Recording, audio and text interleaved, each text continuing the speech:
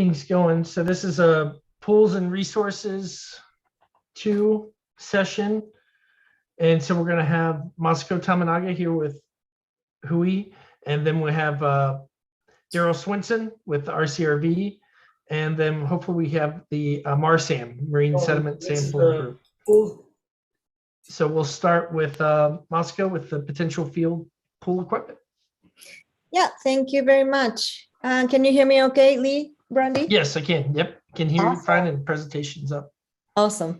Well, thank you so much for including us for this pool and facility update.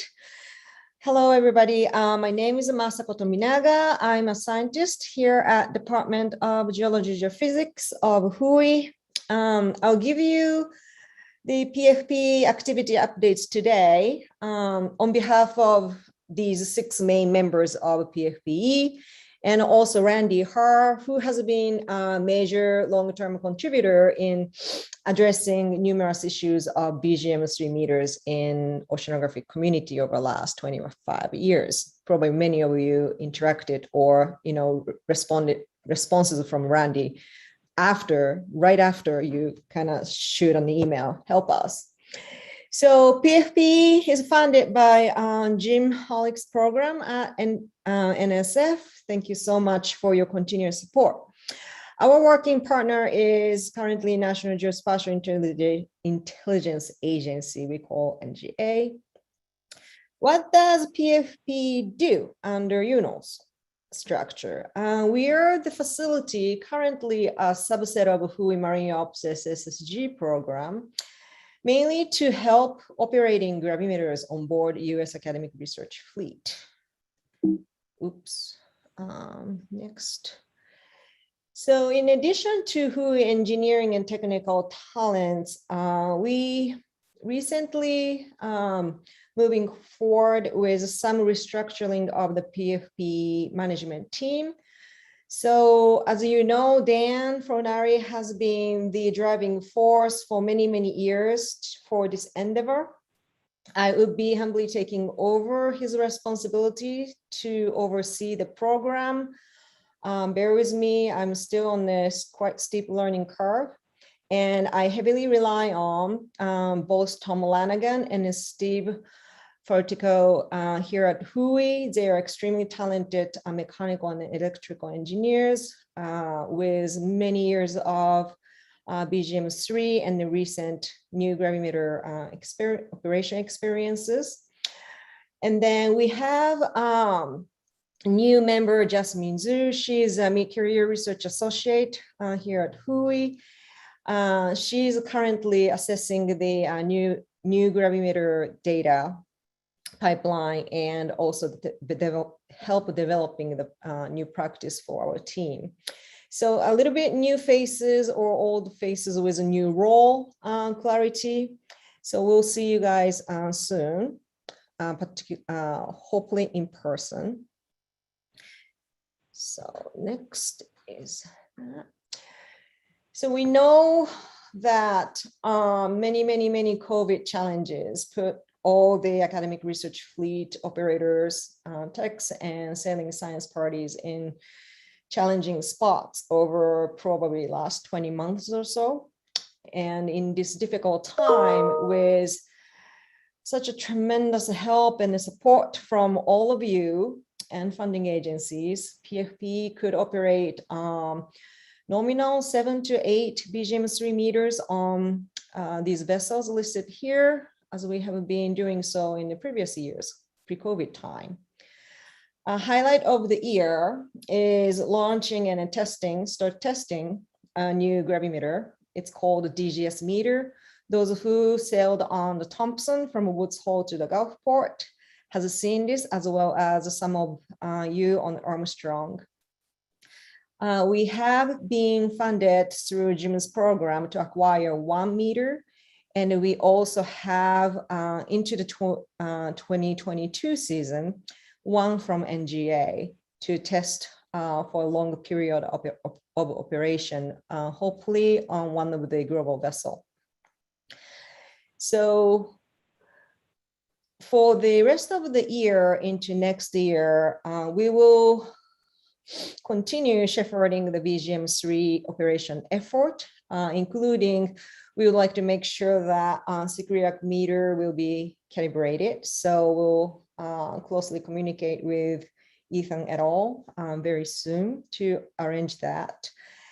And also the DGS meters, we had to send them back for the tuning and recalibration for specifically for academic research fleet seagoing expeditions. It turned out these new meters were really good quality, provides very good quality data, but the meter itself preferred quieter sea conditions than what UNO's vessels usually deal with. So we had to kind of expand the dynamic range. So we'll test that soon in 2022. We would like to closely communicate with R2R for data archive from these new meters during our test. We foresee some coordination necessary because of differences of data format and the processes. And after our presentations on these new meters during the upcoming AGU, we could have more clear documentation to share with you all. So that's our 2021 into 2022.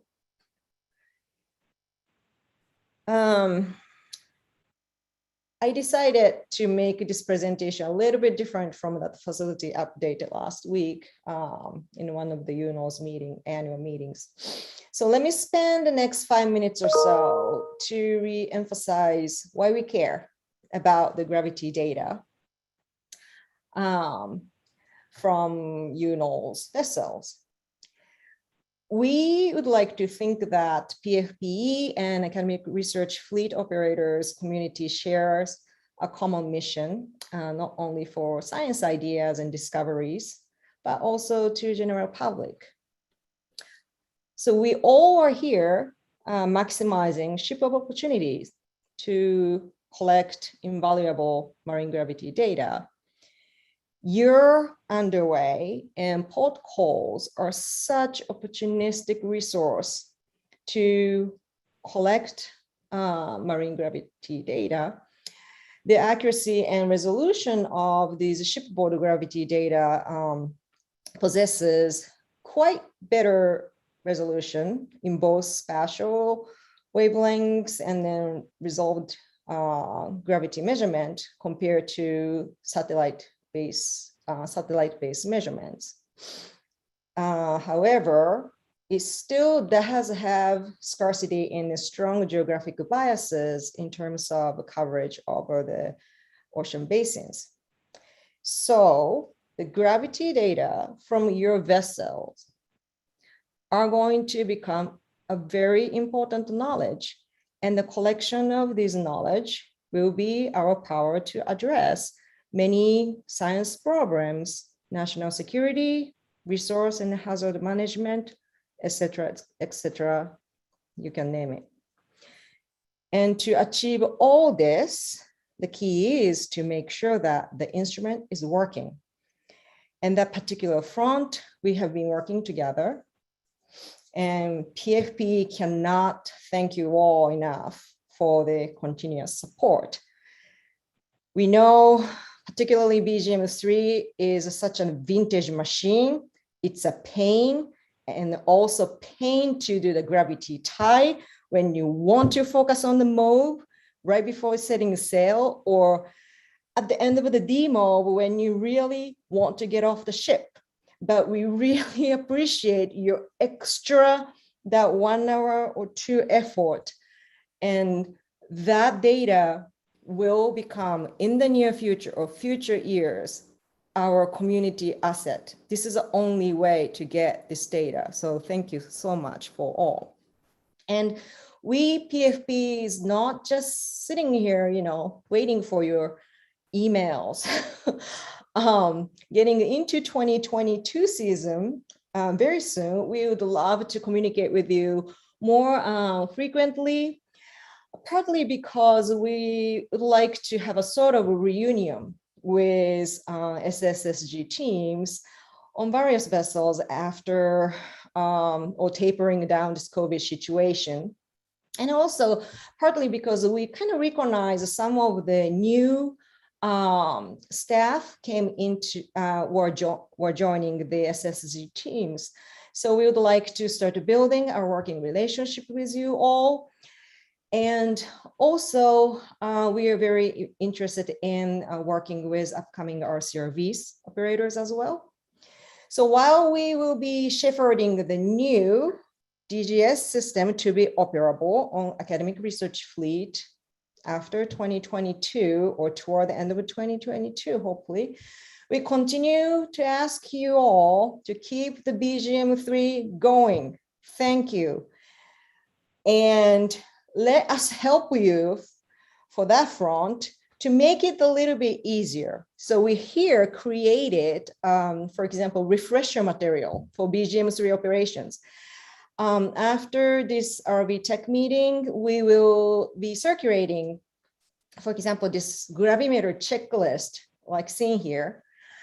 We hope this will help for your day-to-day ops on board the vessel. For example, you can print this out and then put it as a visual cue right next to your station or gravimeter. And if you see any difference from what's being listed here, you know how to contact us, PFPE internal at WHOI, and then one of us will definitely respond to you as soon as possible. And together with troubleshoot form, which is originally created by Randy Har. And then I do remember that some of you already seen this when you start having issues with vintage BGM3 meters. Together with these two forms, we hope that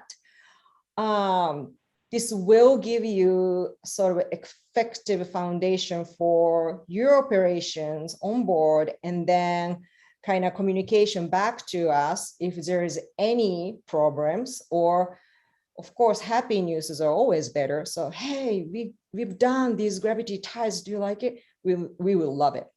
So last note here is that Brandy asked me last week that, is this your guys' website? And don't look at, well, you could look at, but it's very also vintage website like BGM3. That's PFP website right now. We are going to modernize it and then publish it in the early 2022 with all these information up front. So you could communicate with your new SSSG member about why we do this, why we have to do the tie so often.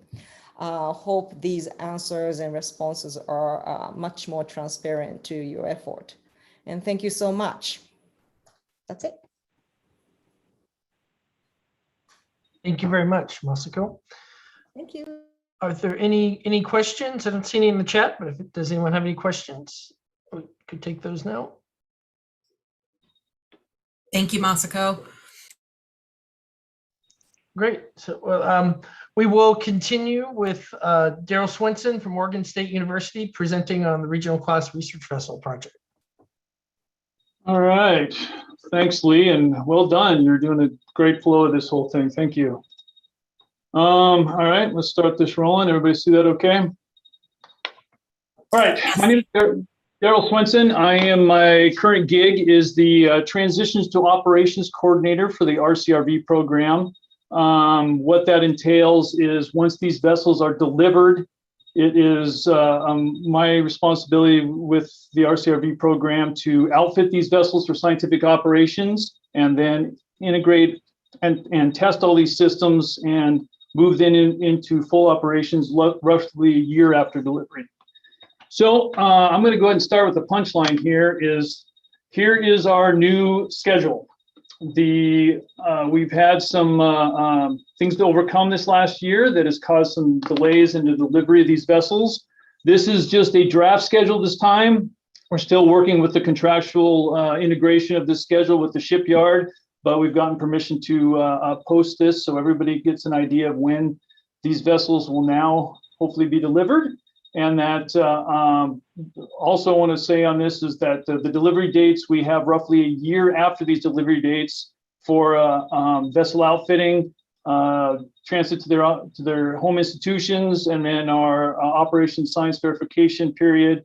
And then at the start of operations, which for the first vessel will be the start of 24 now, will be the first part of funded science on these vessels.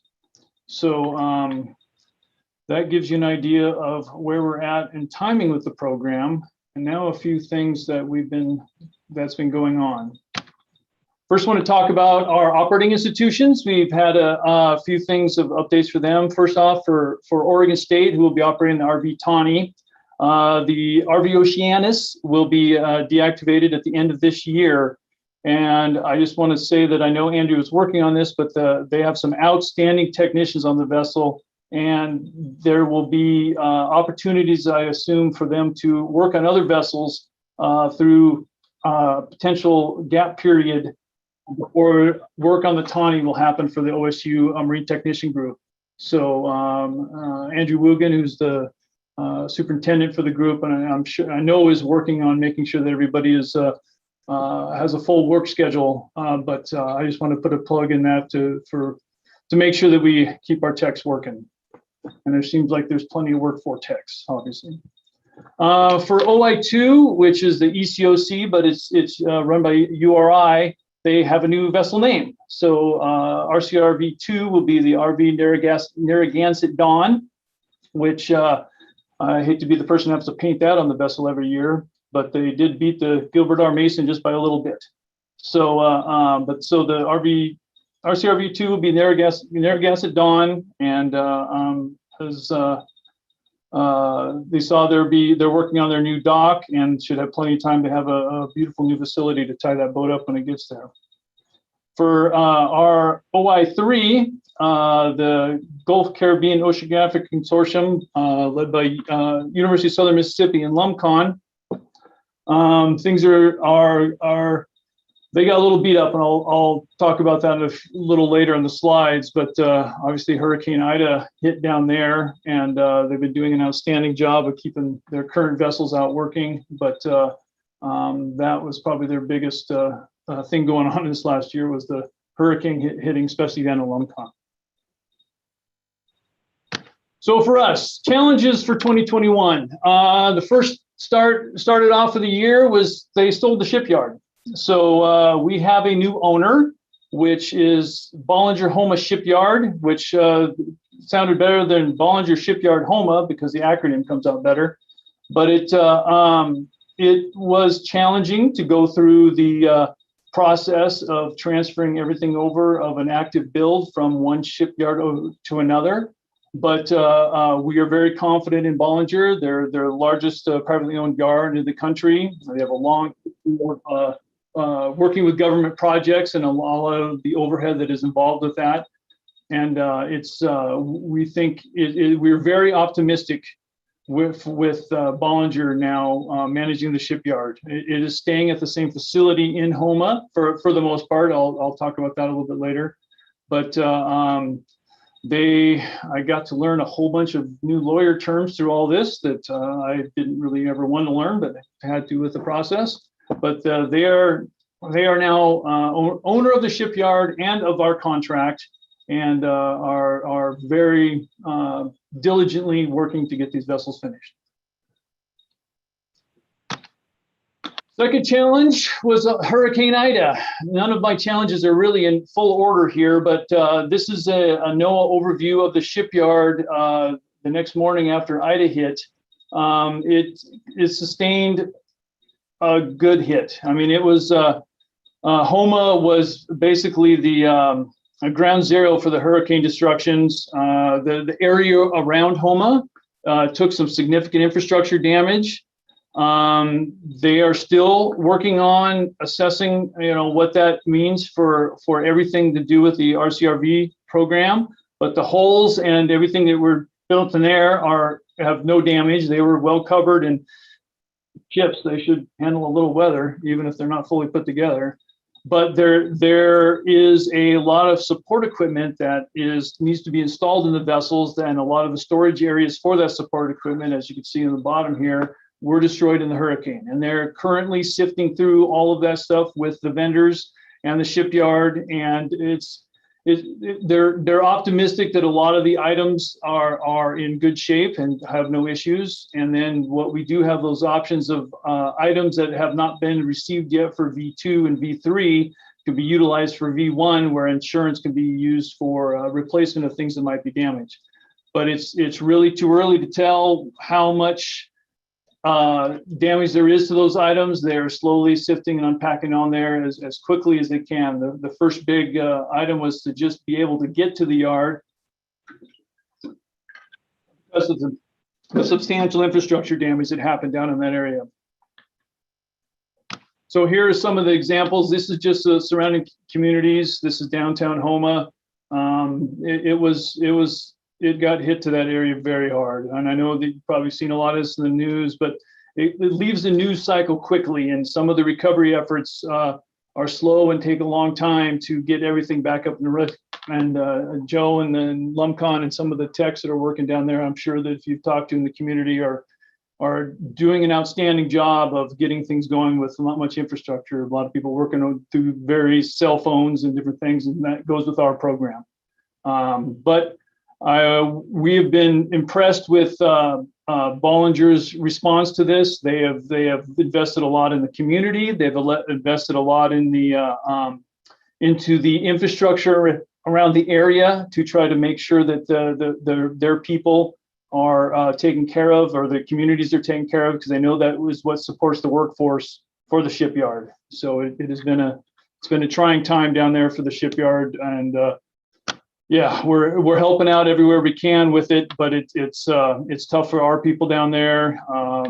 Kristen Beam, Mark Willis, which are very integrated in this community, are working on the project down there, and they can attest to a lot of the devastation that's still on the ground down there, and still a lot of the recovery happened for the infrastructure for the area. So I just wanted to mention that the previous schedule, it was reflective of the COVID delays that happened from shipyard delays, and we have yet to have any assessment of what these hurricane delays might entail for any delivery delays for the vessel. I think it's going to be a little while before we get a good idea what that'll mean for us, but that earlier schedule was the draft schedule reflecting how COVID has affected the delivery of the vessels. This is a kind of an interesting example of some of the damage to the infrastructure. So you can see where this is just one energy company's damaged utility poles in the area. You can see where the utility poles for Katrina, and just how much infrastructure damage just for one energy company down there added up to. So it was almost a factor up of the amount of infrastructure damage in there. So it's just going to take a long time to get all that in there. And that also turns into a long time before the community's workforce could be back up to speed to get it full power for building of these vessels. The COVID delays that happened earlier were mostly because of workforce support. And so Bollinger is very actively out there making sure that their people are taken care of, make sure the community is taken care of, and hopefully in order to build up the infrastructure for that workforce that is needed to finish out these vessels. So I just kind of threw this in there. I'm sure everybody just loves to see this again, but it is a challenge, and it was a huge challenge for RCRV this year. And like I said, the workforce support that is needed to finish these vessels is massive. And when something like a pandemic hits in these areas, it inevitably causes a delay in trying to get that workforce there to finish these vessels up. And Houma is a big example of where that is having a huge issue. And of course, the trickle down is our supply chain issues, which is surprisingly not as big an issue, but we're going to see that a lot with are seeing that a lot with our phase 4, which is the transition operation period of getting all of our outfitting items and everything we need to finish out the vessel it's going to be one of the future challenges we know is a big risk for us, and that we're trying to mitigate and work through now. So a little bit on where we're at. So these vessels are still getting built. A lot of what effort is for the personnel working on the vessel is for vessel 1 on Tawny. All of the modules of Tawny are currently under construction in some form. The other 2 vessels have slowed a bit, but we are optimistic that Bollinger is going to be supporting an increase of their workforce, and that all the efforts they're putting to make sure they're recovering from this hurricane and from COVID and everything that is hit down in that area, they are in front of it as well as we could ever expect. They're doing a great job of keeping this project moving forward under the external circumstances that we're working with. Tawny, the vessel 1 super mod has been put together. I'll give you a picture. Oh, I'll wait till them come in.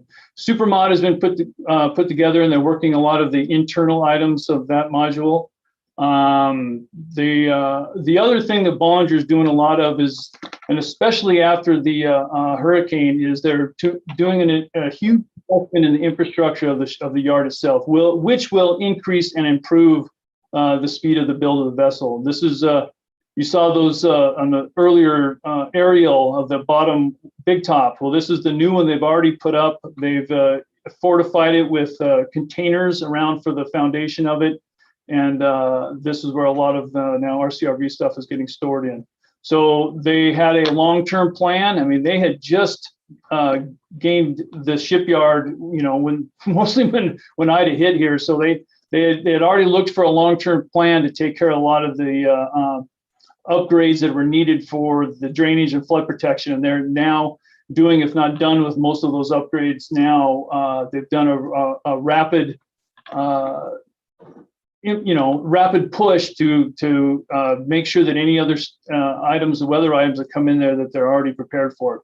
They had a plan. It was longer term. They bumped that all up. And like I say, they've also put a lot of effort into community rebuilding projects. So they understand that they need that area workforce to be there, and that the area workforce doesn't have houses. And so the Bollinger is concentrating a lot on making sure their community has places to live, and so therefore able to come and work and get these vessels finished. One thing that an outfit like this brings is a lot of resources that we didn't have before. So aluminum was always an issue, and how the previous shipyard owner was going to handle it. Bollinger has a yard in Amelia, their aluminum yard, and they are going gangbusters. In fact, they barely stopped from the hurricane on the aluminum work. So where areas of the Homa outfit might be struggling a little bit, they're exceeding the plan for some of the aluminum modules and the superstructure modules. So we do see a lot of improvements in that area, and everything from the people we have there, the work is outstanding. Very, very skilled labor, very, very good welders, and it's going to be, it's going to be a well put together vessel.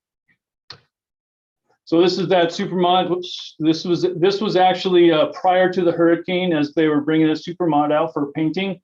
So there is progress. Things are more looking like a ship instead of a bunch of pieces hanging around.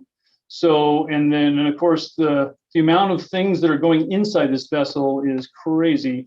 And so a lot of the work that is being done is all the piping and all the infrastructure that's going internally to these. Some interesting work is happening, and V1's transducer flat has been built and installed. These are some early pictures as they're moving it into placement. Mark Willis and Kristen Beam, who you guys are all very familiar with, are down there in the yard and have been following this process every step of the way, and have indicated a very high confidence in the competency and the accuracy of all this installation, including all which will trickle down into the survey and all the things that the MAC was reporting on earlier, that we definitely have the right people down there overseeing, and then they have indicated a very high confidence that what the work that's being done is as good as can be, is as good as anything they've seen before going in. So we're excited about what we're going to get out of here is a very squared away vessel. So some other stuff that we are continuing to work on, the phase 4 group, the transition operation group. We are still developing the Coriolis package. It has been supported in all 3 of the current OI's vessels at this time. And then we are doing a full spin up, bench test, and integration of all V1 systems. So they've been working a lot at moving all those systems into the working Coriolis package, and that's all happening at our RDES facility in Corvallis. The cyber and sensor infrastructure for all 3 vessels, most probably say about 90% of the all the sensors for the vessels have been purchased and received, and all of V1 has been configured, set up, and is kind of working in a test bed as a bench test on the system right now.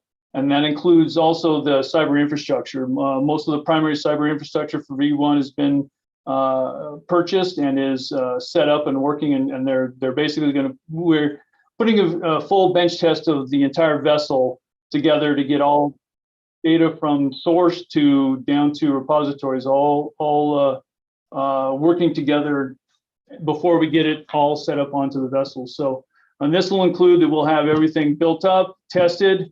We'll have a breakdown procedure, transport procedure, install procedure, retest, and the whole 9 yards. So all that system has been laid out, put on a schedule, and then we're working through that. Now, when we have delivery changes, that slides everything, and especially when we're looking at a lot of our procurements that haven't happened. So we're still, as much as a V2 and V3 CI, obviously we want to wait till the last minute to purchase on that. And by the timing of this, we'll have some CI refresh for V1 that'll need to happen.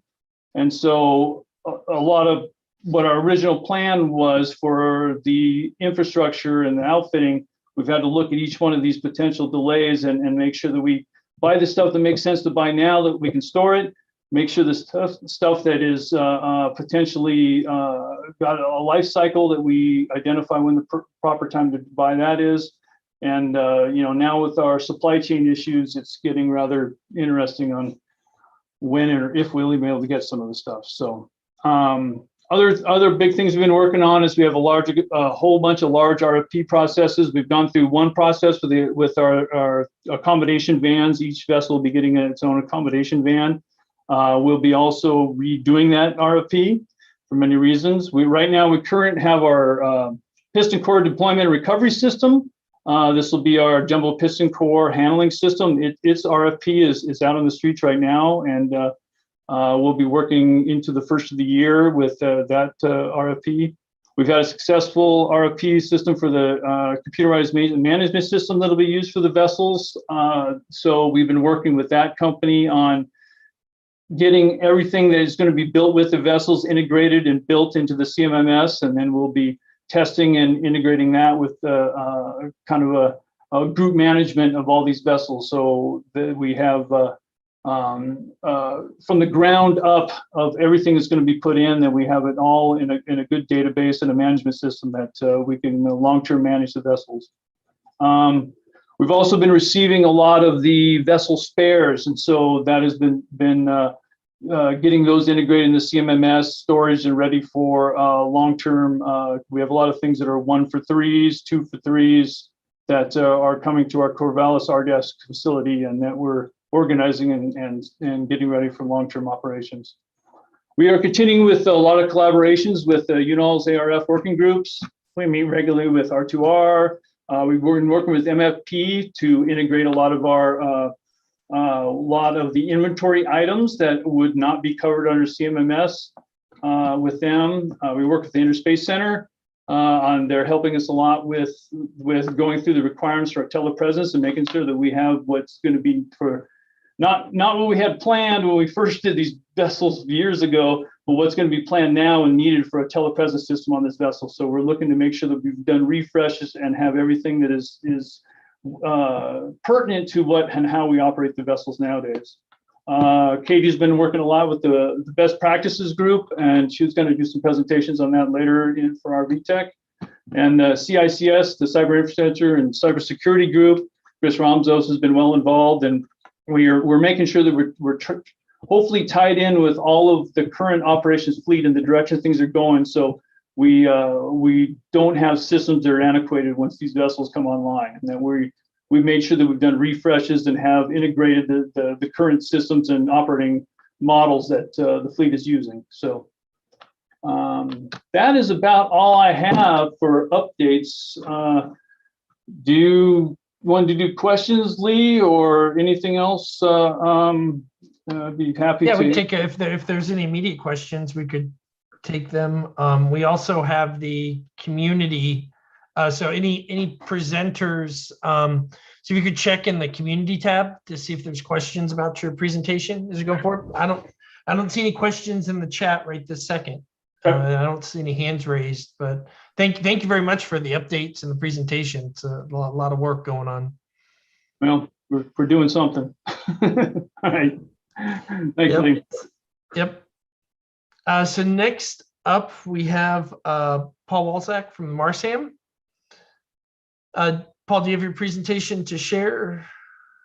Or is it? Do you want me to share screen with mine, or I also emailed it to Brandy? If you can share your screen, that's ideal. If you have trouble with it, I can.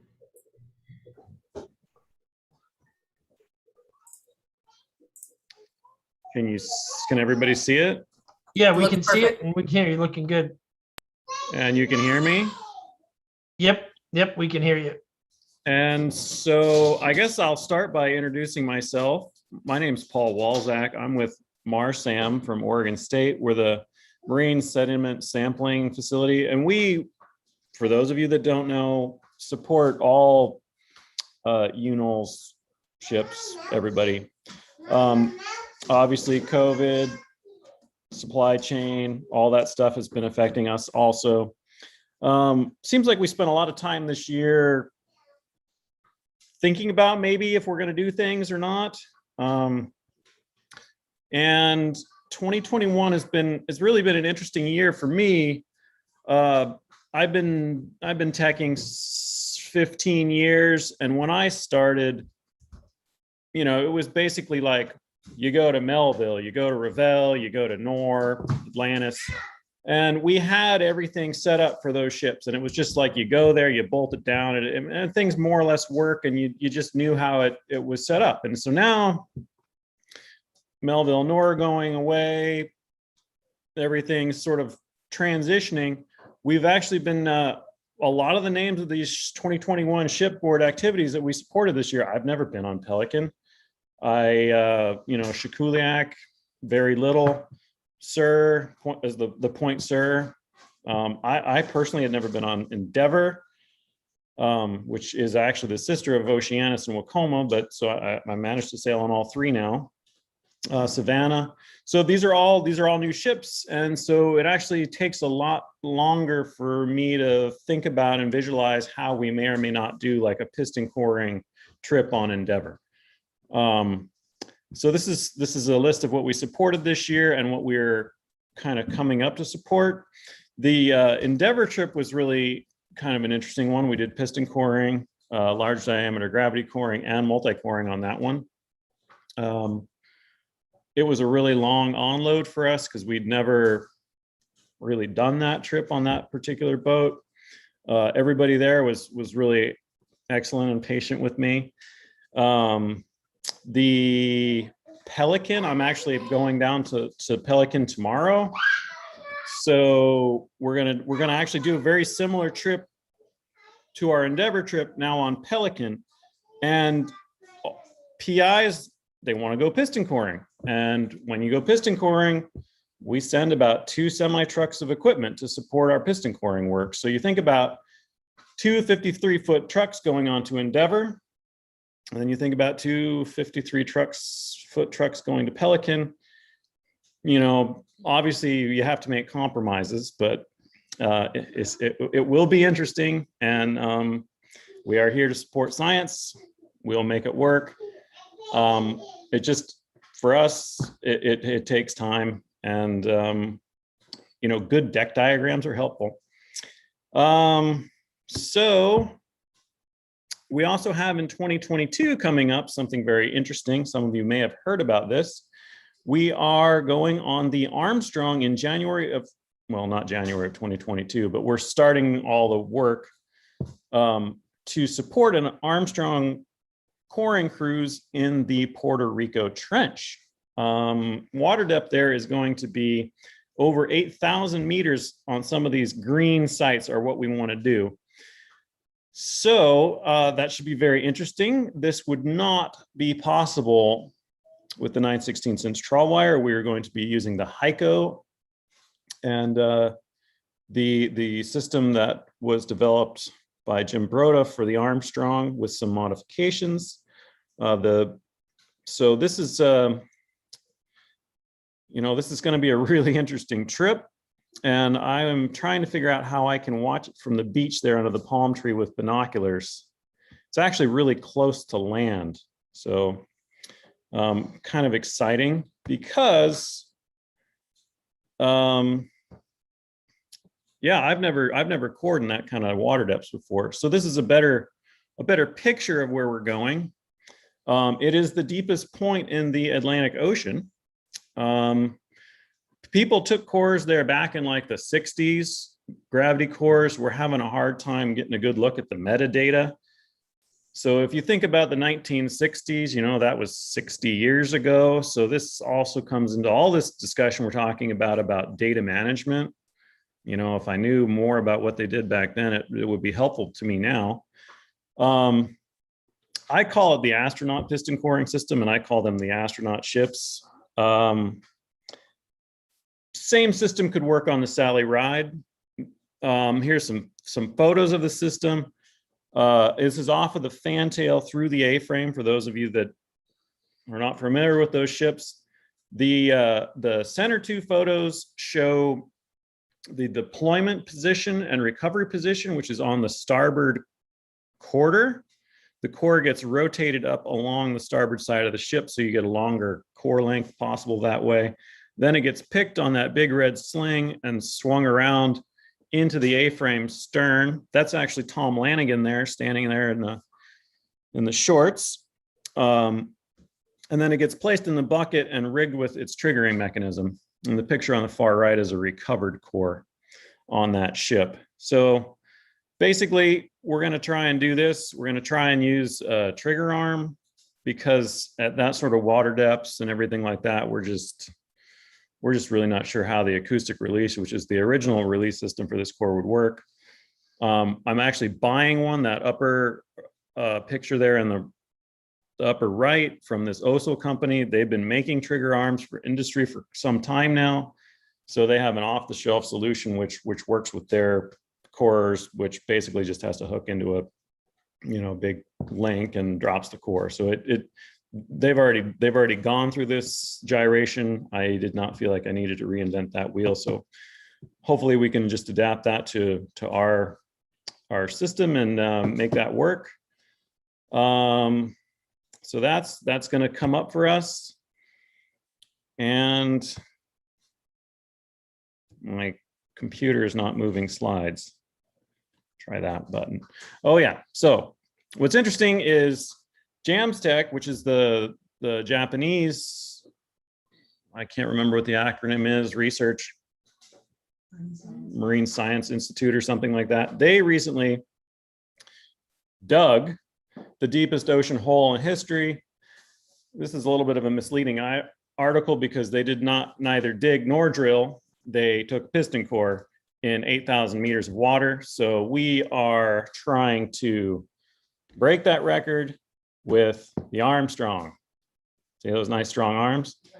We're going to try and do 8,400 meters or 8.4 kilometers. It's a lot of rope. I want to stress that you could not do this with the trawl wire. We're also getting some new toys.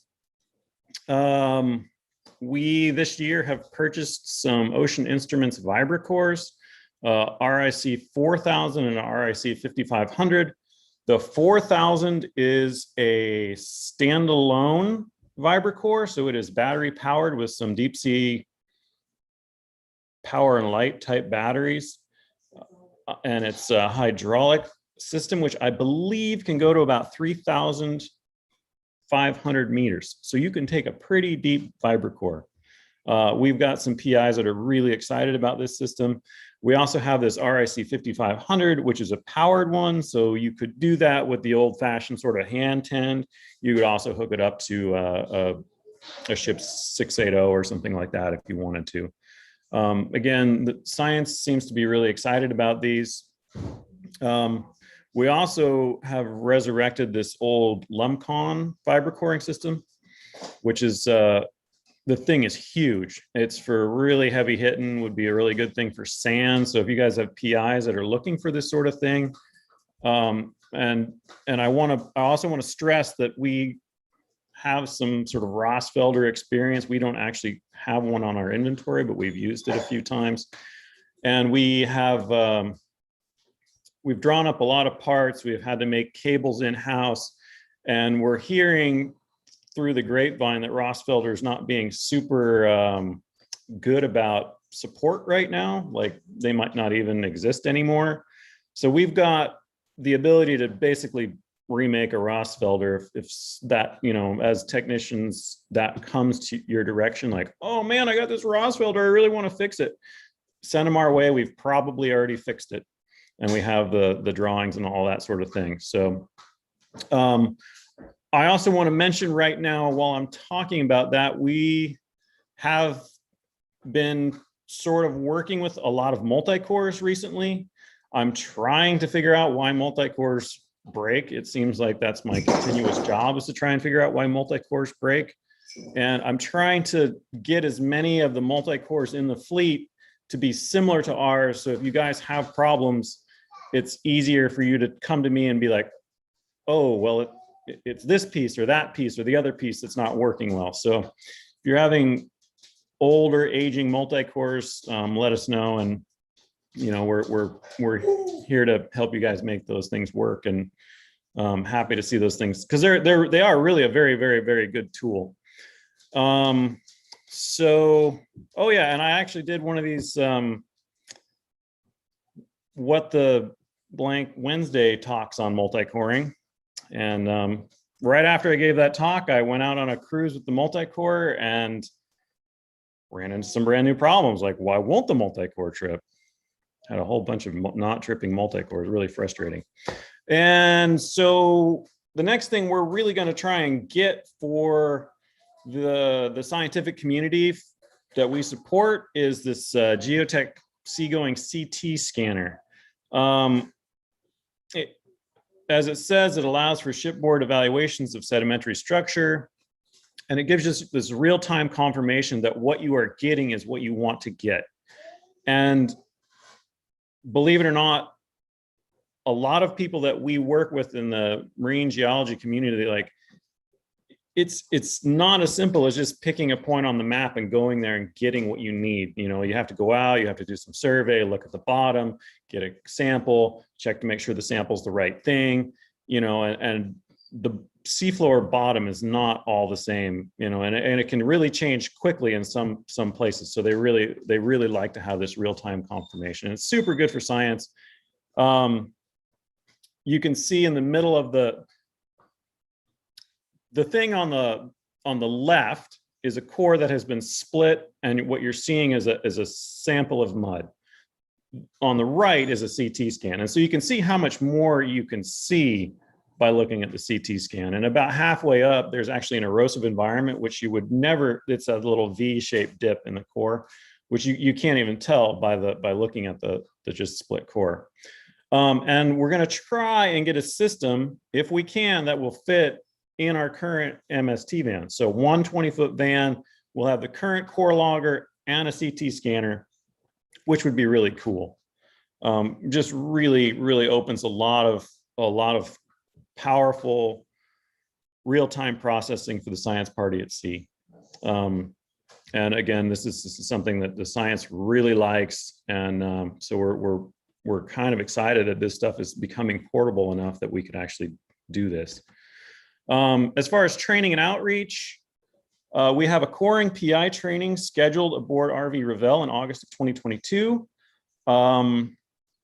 It's going to be really, really cool. We've got a Twitter account. We have a website, and we have an email address that are all shown there. I believe this is being recorded, so let me tell you about Twitter. I'm not very good with things like Twitter, but I took this really cool video and gave it to the PI because she's like, oh, could I put that on my Twitter account? This is on a giant gravity core, steel barrel, 20 feet long, maybe it was 30. So she's like, puts it on her Twitter account. Thing goes viral, gets like 16,000 hits. I've got 10 friends or 14 friends or something like that. But yeah, I got a shark video. I thought that was pretty cool. So that's about all I've got for you guys. Any questions? You can ask them now or send them my way. And it's really good to see everybody virtually. I'll friend you. Thanks, Jim. Thank you, Paul, for the presentation. A lot of good information there. I'm not seeing any questions in the chat. I don't see any hands raised. I have a question, if that's okay. Yes. I can't raise my hand because I'm the host. But I'm curious about the CT scanner. How is it different than the MST? I don't really know what the MST does specifically. And then also, will it work with smaller cores, like from the multi-cores? Could it work? Can I call the helpline? Yes. Hi. Hi. Well done. So the answer is yes. Both of the systems do work with multi-cores. For the MSCL track, we have to do a different calibration, but we carry all those standards aboard because that pairing of giant gravity or piston cores with multi-cores is pretty standard. So we have just different diameter standards that we run through, and then we can do all the same analyses with the multi-cores.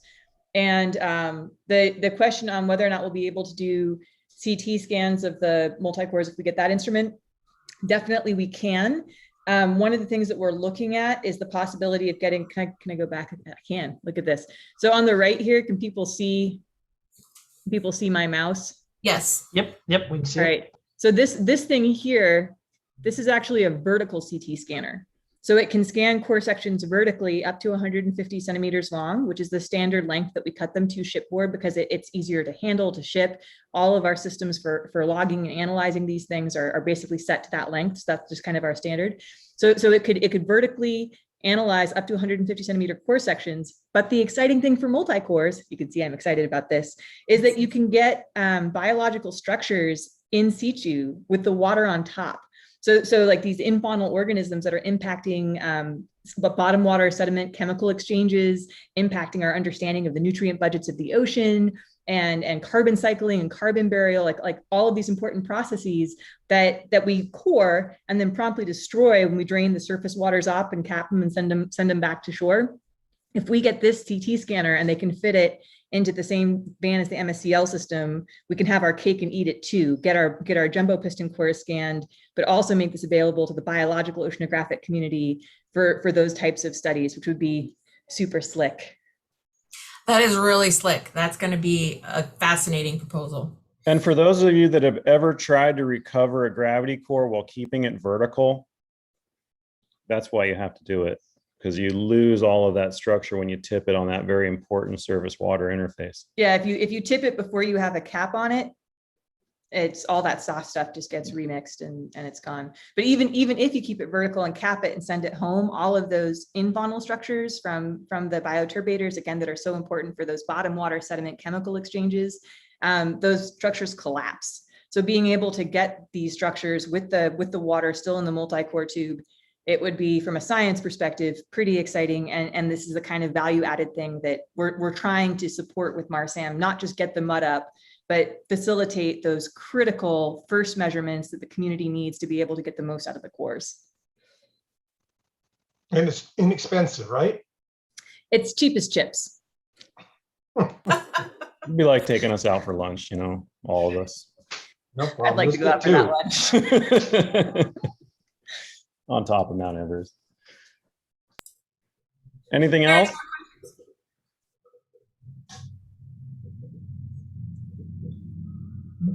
Your helpline is very responsive.